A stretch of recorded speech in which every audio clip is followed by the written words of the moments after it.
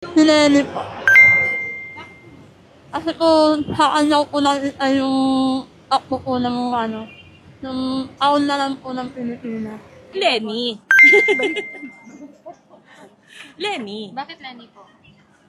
Marami talaga siya nagagawa. Magmula sa Naga. Sayang nga no. Sana mag siya sa presidente. Sara tayo. Bakit, Sara? Siyempre, sa ngayong krisis, wala man nagagawa, wala nangyayari. Yung panahon ng papa niya, meron. Nakakuha pa akong mga ayuda nung time na yun. Taas-taas na, magkano na ngayon super ka na, 450 na. Hindi kagaya ng pandemic, sarado pa lahat, pero meron. Kasasabi ko lang sa'yo, solid ako, di ba? Oh, alam na yan. Bakit, Sara? Bakit, Sara? Hindi, lahat naman kay sinong presidente, hindi ko alam kung makaahon ng Pilipinas. Kaya Sara ako kasi gusto ko makita kung paano siya gumanti sa kanila. Di ba? Okay. Si Risa Ontiveros po. Bakit, Risa? Kasi yung mga kababaihan kaya niyang ipaglaban. Si Sara Duterte. Si Sara Duterte kasi talagang ramdam ko nung naging pangulo yung tatay niya, sana ganun din siya. Matulad siya sa tatay niya. Kasi mas gusto ko nung presidente yung tatay niya. Kasi maraming nawala yung mga adik talaga kasi nawala. Ngayon kasi, tingnan mo, mas dumami yung adik eh. Pati nga siguro yung presidente natin, nag-a-addict na din. Sara Duterte ako, Verde ako.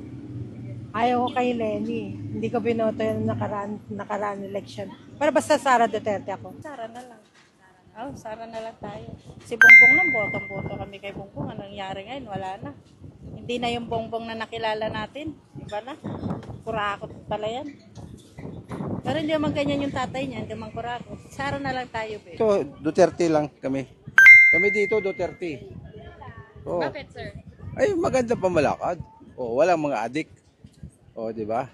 Si Robredo, maganda naman. Kaya lang, mahina si Robredo, babae. Mas matigas to si Sara. Pag nagsalita yan, pinapanindigan niya. Ito kasi may to eh. Wala, Jumbik, yan? Salot yan. Salot niya kay Duterte, kaya nakulong si Duterte, dapat dito lang yan sa Pilipinas makulong. Hindi dapat sa ibang bansa. Okay lang. Kami, Duterte kami dito. Ay, ito Sara ako. Bakit po? Taga Davao ako eh. Kaya alam ko yan. Yun lang. Oo. Matapang talaga yan.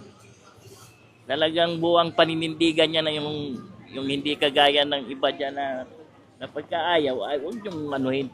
Tsaka huwag mong paanoin yung mga mahihirap. Kumakampi